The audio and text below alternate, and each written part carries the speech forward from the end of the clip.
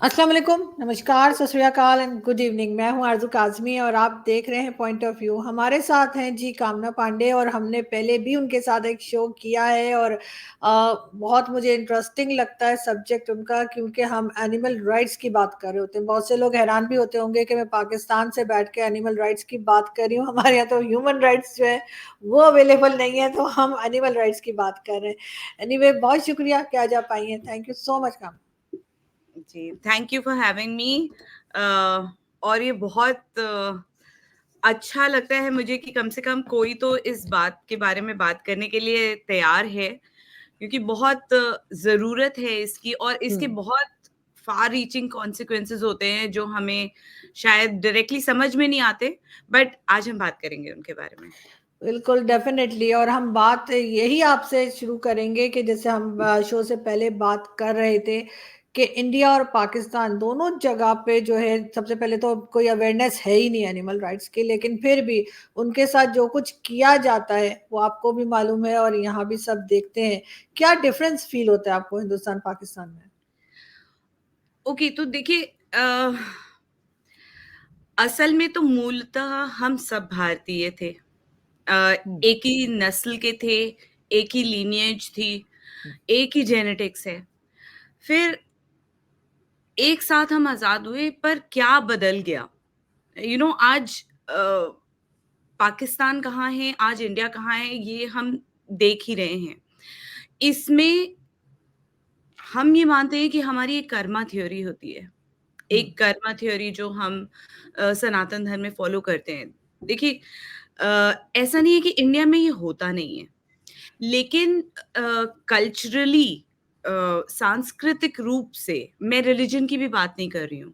सांस्कृतिक रूप से जो सनातन धर्म है, ये मैंडेटरी रखता है कि आप पशु-पक्षी, जीव-जंतु, जानवर, यहाँ तक कि चींटी का भी आप जितना हो सके आप ख़्याल रखें। हम्म। आपने सुना होगा कि हम लोग के यहाँ पे सनातन धर्म में कहते हैं कि जब आपका अनाज उगता है, तो आप बाली इसको दे दो, आप एक हिस्सा निकाल के दे दो। आटा लेते हैं तो आटा डालते हैं, वो चींटी के काम आता है। हम्म। गाय की एक कौर निकाली जाती है, सबसे पहली रोटी गाय की बनती है घर हम्म। में और सबसे आखिरी रोटी कुत्ते की बनती है। हम्म। तो बहुत छोटी-छोटी, छोटी-छोटी बातों में हमारे सनातन धर्म में एक समावेश है, जिसमें जानवरों की उतनी ही केयर करी जाती है और इसमें कोई ऊपर-नीचे नहीं रखा गया है कि ये ज़्यादा ज़रूरी है, ये कम ज़रूरी है।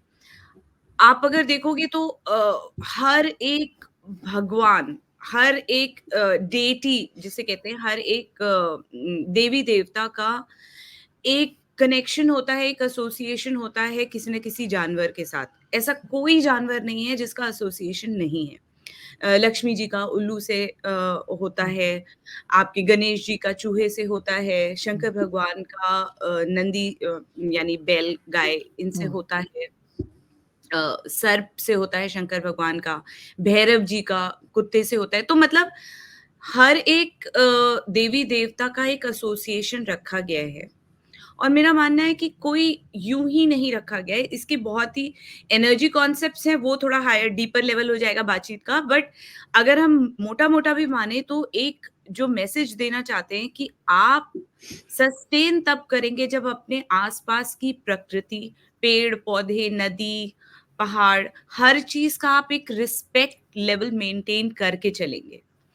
हमारे यहाँ पे जैसे यूजुअली आप देखेंगे कि क्यों प्रॉब्लम आती है, कॉन्फ्लिक्ट आने लगती है जब इंसान अपनी ग्रीड में जंगल काट देता है। अभी शेर के लिए हमने हंटिंग करी पाकिस्तान में, I will come to Pakistan का हंटिंग हम्म। आल्सो। बट हमने हंटिंग करी, हमने शिकार खत्म कर दिए। अब जो शेर है उसके पास जंगली सुअर नहीं बचे, क्योंकि हमने उनको मार डाला, क्योंकि वो खेत में आ जाते थे। तो हम्म। वो शहर की तरफ आ जाते हैं। अभी शहर की तरफ आ जाते हैं, अभी हम उनको आदमखोर बोलते हैं, हम उनको मार डालते हम्म। हैं। हाथी है, हाथी से प्रॉब्लम है। ना, हम्म। हर चीज़ का हमारे, अगर हम पास्ट में पुराने एंशिएंट समय हम्म। में जाके देखें कि वहाँ पर ऐसा तो नहीं कि तब तो और ज़्यादा जंगली जानवर होते थे। तब हमारे पास इतने पक्के घर भी नहीं होते थे, इतनी हम्म। सुरक्षा भी नहीं होती थी। तो क्या उस समय भी मारा जाता था? नहीं, उस समय नहीं मारा जाता था। हम लोगों ने देखा है कि जैसे हाथियों का एक कॉरिडोर होता है जिसमें वो पलायन करते हैं समय-समय हुँ, पे। तो जब उनके और वो एग्ज़ैक्ट उसी समय पलायन करते हैं, हर वर्ष वही रास्ता लेते हैं। हुँ, तो ट्राइब्स और जो जंगलों से रिहायशी इलाकों से वो गुज़र रहे होते हैं, तो आप देखेंगे छत्तीसगढ़ में भी एक ट्राइब है जिनका 1 हफ्ते तक वो बाहर नहीं निकलते हैं।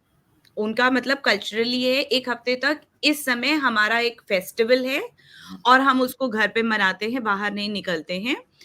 वो ही समय होता है जिस समय वो एलिफेंट्स पास कर रहे होते हैं।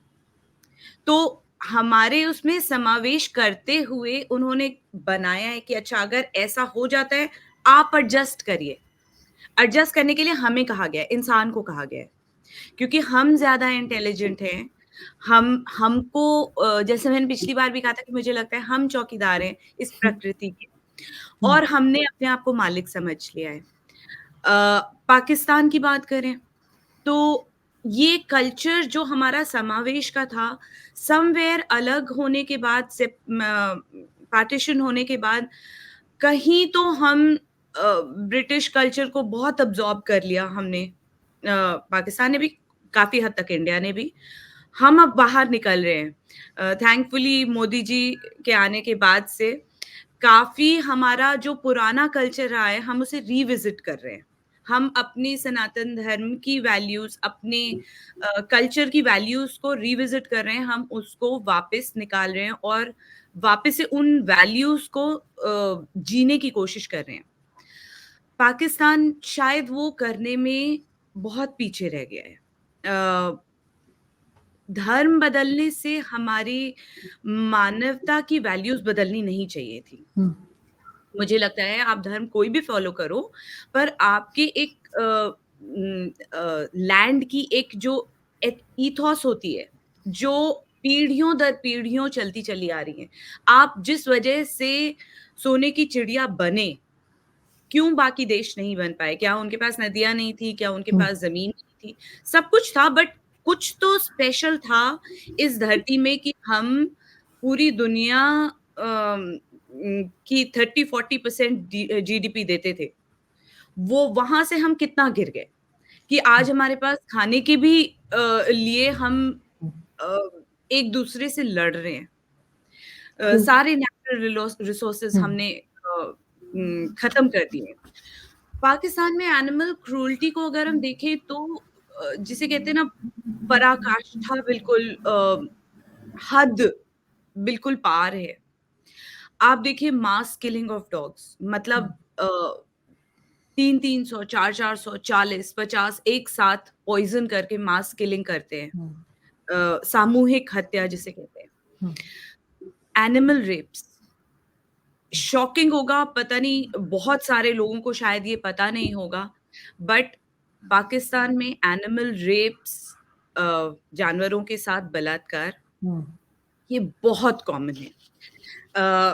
मैंने एक यूट्यूब वीडियो देखा था जिसमें कौन थे वो तो मैं नहीं जानती बट शायद कोई रिलिजियस क्लेरिक थे, कोई वो जस्टिफाई कर रहे थे।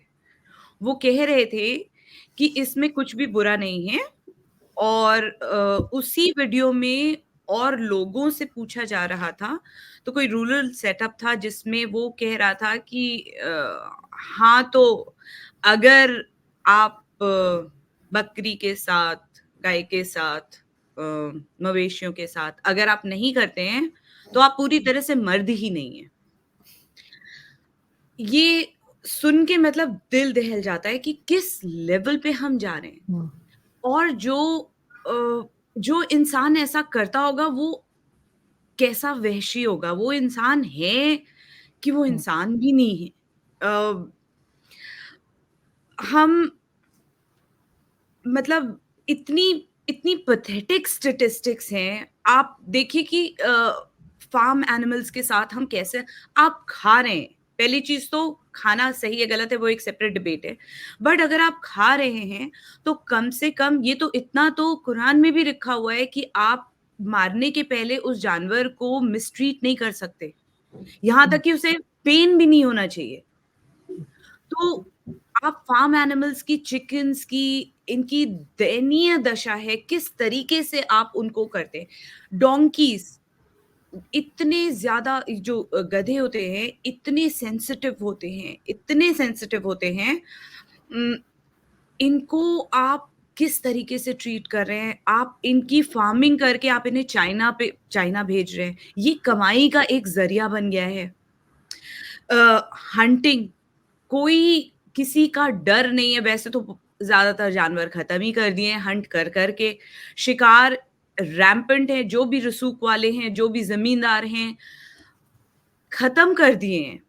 मतलब जानवरों को मार-मार के खत्म कर दिए हैं और आज उसका नतीजा ये है कि आप खत्म हो गए। हुँ, आप मतलब जो ऊपर वाला है उसके दिल के सबसे करीब होते हैं, जो बेज़ुबान होते हैं। जब उनके साथ आप अत्याचार करते हैं तो फिर ज़लज़ला आएगा। इसको कोई रोक हुँ, नहीं सकता, वो अलग फ़ॉर्म में आएगा, चाहे वो अर्थक्वेक के फ़ॉर्म में आए, बाढ़ के फ़ॉर्म में आए, लेकिन ये आता है, ये लिखा है और ये लगातार पूरी दुनिया की हिस्ट्री में आप उठा के देख लीजिए, आएगा ही आएगा। आप देखिए भूटान, कहते हैं कि भूटान दुनिया का सबसे खुश देश है। जो हैप्पीनेस इंडेक्स है वो भूटान का हुँ, सबसे हाई है पूरी दुनिया में। आप देखिए भूटान में कैसे ट्रीट करते हैं जानवरों को।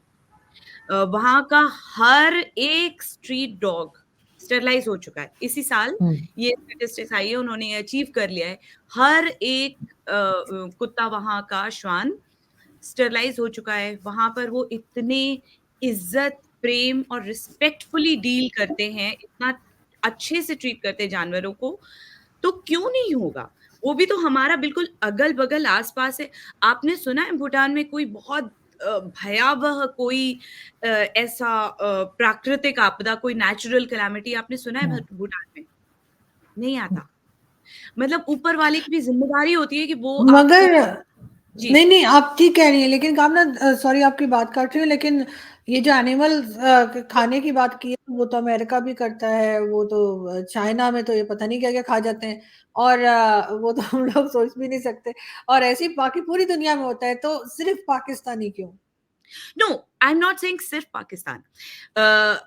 चाइना में क्या हर साल चाइना के क्या हाल है? आप अगर कभी एक्चुअली चाइना में जाके मुझे ये दुर्भाग्य प्राप्त हुआ है हुँ, कि मैं चाइना गई हूँ। हुँ, एक्चुअली मैं मानसरोवर जा रही थी और हमारी फ्लाइट को लेके गए थे अब मैं भूल रही हूँ उस जगह का नाम, वहाँ पर लेके गए थे। मैंने वहाँ पर देखा मतलब जैसा हम सोचते हैं कि चाइनीज़ के पास हर हर एक हुँ, इक्विपमेंट होता है, हर एक चीज़ होती है। मुझे तो लगा था कि शायद अ, वहाँ के लोगों में आपको लाइफ़स्टाइल बड़ा डिफरेंट दिखेगा, लेकिन नहीं, वहाँ मैंने जो देखा मुझे याद आएगा जैसे ही शहर का नाम मैं आपको बताऊँगी। हुँ, अ, वहाँ आज भी जो आज से 50 साल पहले, 60 साल पहले शायद हम भारत में देखते थे वो ठेले पे लोग लेके जा रहे हैं। किसी को किसी से आप बात नहीं कर सकते, इतना दुखी दिख रहे थे लोग। तो जो हमारा परसेप्शन है चाइना के बारे में वो वहाँ के लोग नहीं हैं। और चाइना में मुझे लगता है शायद पूरी दुनिया में सबसे ज़्यादा जो जान-माल का नुकसान होता है, बाढ़ मेरे ख़्याल से सबसे ज़्यादा चाइना में ही आती है। और सबसे ज़्यादा शायद जो देश के लोग दुखी हैं वो चाइना में हैं। और चाइना पहले प्रिडोमिनेंटली अगर आपको पता हो तो मेजरली बुद्धिस्ट होता था। हुँ, ये समय बदला है और मेरा यकीन मानिए ये इंटरव्यू यूट्यूब पे रहेगा। आने वाले समय में आप देखेंगे कि चाइना का क्या हाल होगा क्योंकि ये देखिए कोई भी पाप का घड़ा एक दिन में नहीं भरता। हुँ, अम, भरते-भरते समय लगता है।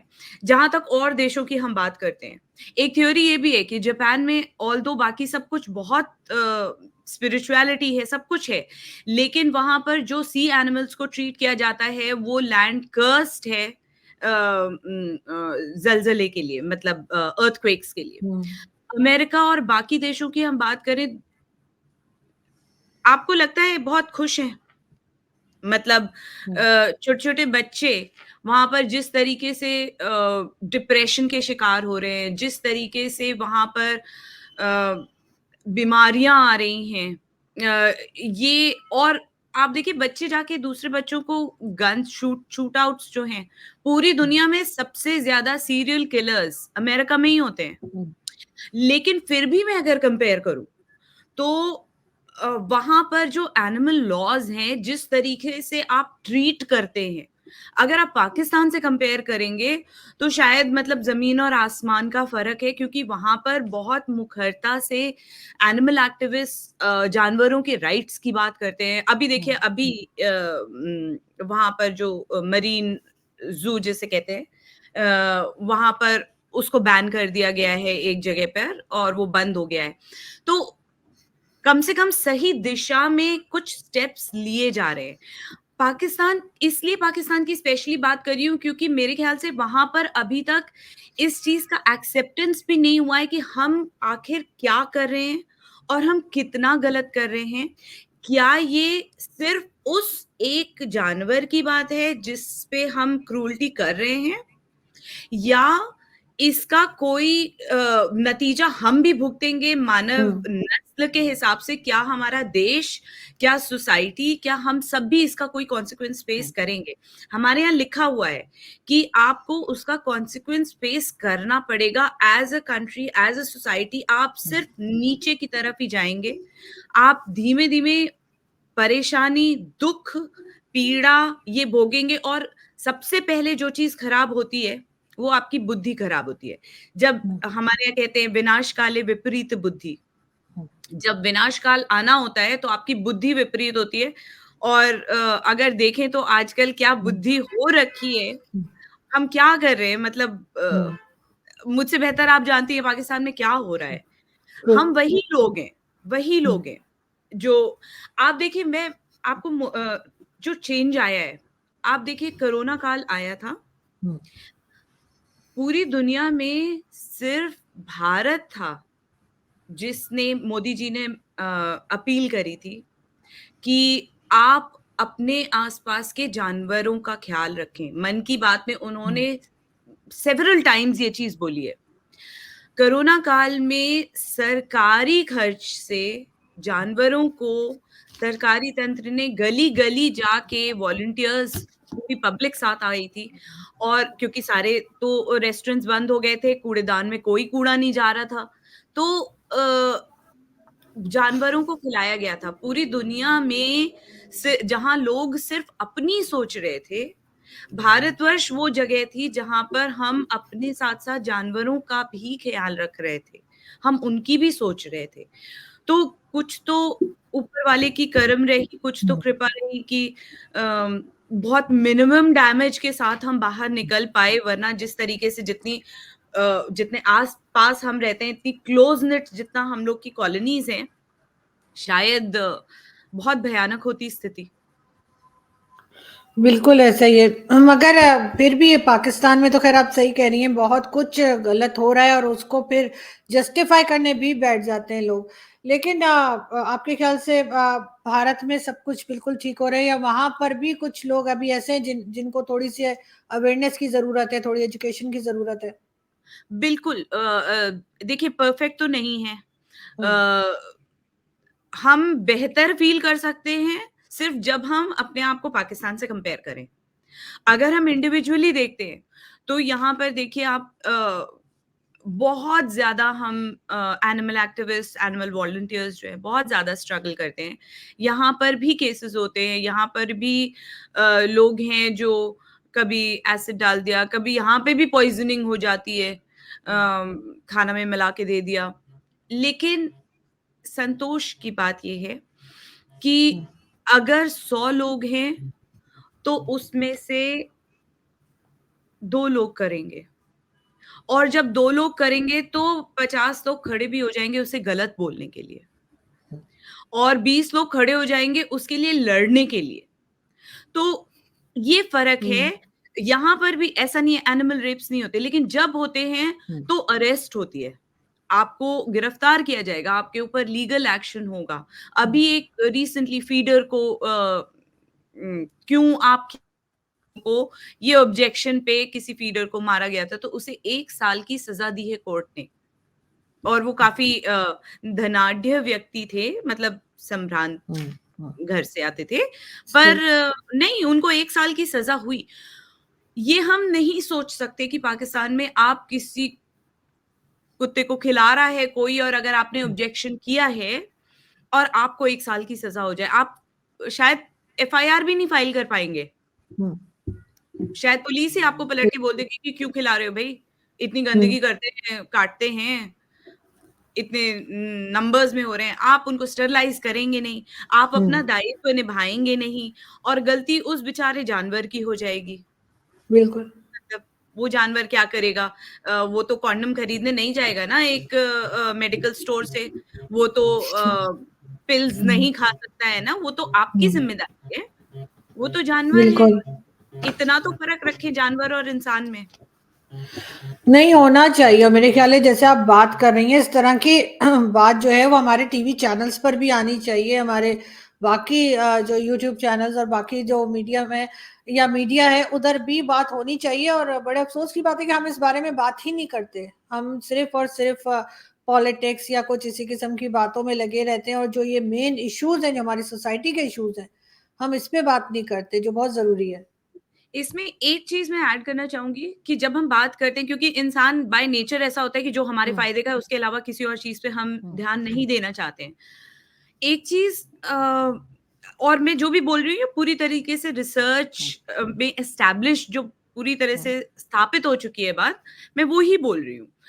आप देखिए, जानवरों से जब आप कंपैशन रखते हैं, एम्पैथी रखते हैं, जब आप उनके लिए प्रेम रखते हैं अपने दिल में, तो आप एक अलग किस्म के इंसान बनते हैं। आपकी सिर्फ थॉट्स में नहीं, आपकी बुद्धि का जो डेवलपमेंट होता है, आपके दिमाग का डेवलपमेंट होता है, वो एक फर्क तरीके से होता है। और ये आप इसका डिफरेंस भी दे सकते हैं। सबसे छोटा एग्जांपल मैं आपको दूंगी। जब हम एक हमारे दिमाग में एक पार्ट होता है फ्रंटल लोब। फ्रंटल लोब जो है, ये एम्पैथी और कंपैशन, ये जो दिमाग के जिस हिस्से से गवर्न होता है वो फ्रंटल लोब होता है। और ये काफी आगे चल के डेवलप होता है और करीब 22-23 साल तक डेवलप होता रहता है, बचपन में डेवलप नहीं होता है।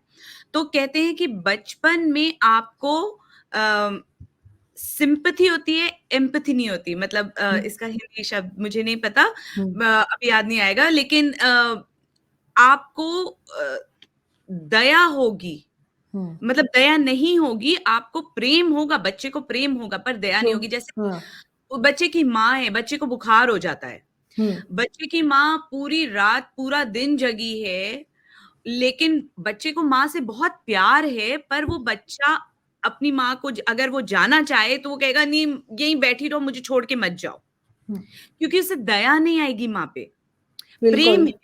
हाँ, तो एग्जैक्टली। बच्चों को प्रेम और दया जो नेचुरली डेवलप कराया जा सकता है, वो सिर्फ और सिर्फ जानवर से कराया जा सकता है। जब जानवर के साथ उसको बड़ा किया जाता है और जानवर के प्रति उसमें दया बचपन में ही डेवलप हो जाएगी, क्योंकि वो उसको अपने से दयनीय मानता है, माँ को नहीं मानेगा अपने से ज्यादा दयनीय, वो अपने से जो ज्यादा दयनीय सिर्फ उसके लिए आएगी। आप देखिए टेररिस्ट मॉड्यूल अगर आप देखेंगे, तो वो बच्चों को टेररिस्ट कैसे, हर बच्चा मासूम होता है, फिर आखिर कैसे बन जाते हैं टेररिस्ट? आप देखिए आईसिस मॉड्यूल देख लीजिए, कोई भी टेररिस्ट मॉड्यूल देख लीजिए, वो क्या करते हैं? पहला स्टेप उनका क्या होता है कि आप बिहेडिंग बच्चे से कराते हैं, सर कटवाते हैं जानवरों का, बच्चे के हाथ में आप दे देंगे, जी। काटो।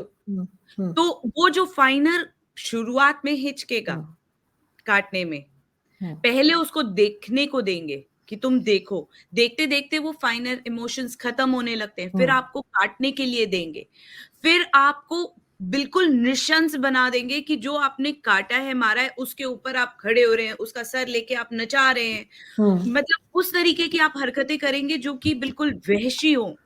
बिल्कुल। ये आपके वो इमोशंस फीलिंग्स ही खत्म हो जाती है अंदर से फिर। एग्जैक्टली। एग्जैक्टली, तब जाके आप वो बन पाते हैं कि आप दूसरे इंसानों को मार सकें बिना शिकन। हम्म। वरना आसान नहीं है इंसान के लिए। आपको मैं अगर चाकू दे दूं और मैं हम्म। कह दूं कि ये सामने वाले को आप इसके पेट में घुसा दो, चाहे आप अपने प्रोटेक्शन के लिए भी कर रहे हो, तो आपका हाथ चलेगा नहीं, कापेगा, वो हाँ आप नहीं चलेगा। नहीं घुसा पाएंगे आप उसके हम्म। पेट में। वो ये इसके लिए दिल बहुत ना सख्त होना पड़ता है। वो सख्ती इसी तरीके से आती है कि आप जानवरों की तरफ खत्म कर दें अपनी फीलिंग्स, और आप देखें कि धीमे धीमे वो इंसान के प्रति भी फिनिश हो जाएगी। यही तरीका है। बिल्कुल ऐसा ही है, लेकिन आई फील कि इस टॉपिक पे बात होते रहनी चाहिए ताकि लोगों में थोड़ी अवेयरनेस आए, और इस चीज को हम अपनी तरफ से कोशिश करें कि लोग समझ पाएं और ये चीजें ना हुआ करें। जो सुन के इतना अजीब लगता है तो सोचें जो लोग करते हैं वो उनको किस तरह से फील होता होगा। थैंक यू सो मच कि आज आपने ज्वाइन किया, बहुत शुक्रिया। Thank thank you. You. Thank thank you. You. Hope to see you again. Thanks. Sure sure. Thanks.